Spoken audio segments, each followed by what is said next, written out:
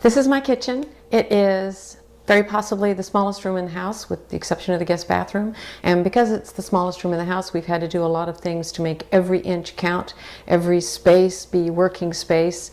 If you look around the kitchen, we have a lot of French plates and things like that that are important to me because I spent part of my childhood in France, and so that there is an emotional connect there for me with all things French, especially where it comes to food. And here is a little ceramic cicada that my husband and I picked up while we were in Provence back in 1992, which sort of dovetails with his love of beetles and bugs and our love of France. This piece is I painted. It's a copy of an Augusta Maca watercolor.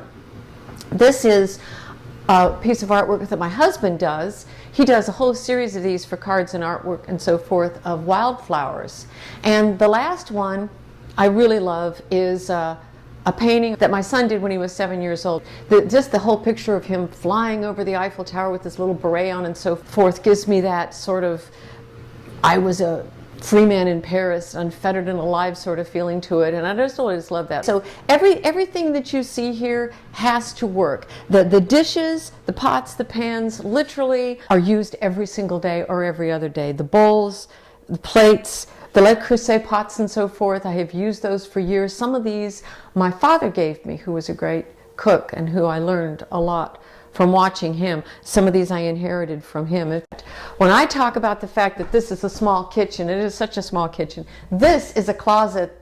It's got to be smaller than a normal closet. And if you look inside, this is my pantry. Half of the pantry is dedicated towards Tupperware. So I really don't have enough room for all the things that I need, even for a small kitchen. So that's the reason why we put things along this countertop. We are a tea drinking family, come from a long line of tea drinking families, and we have a tea making station. It wouldn't be workable if we had to clear it off and make a space for it.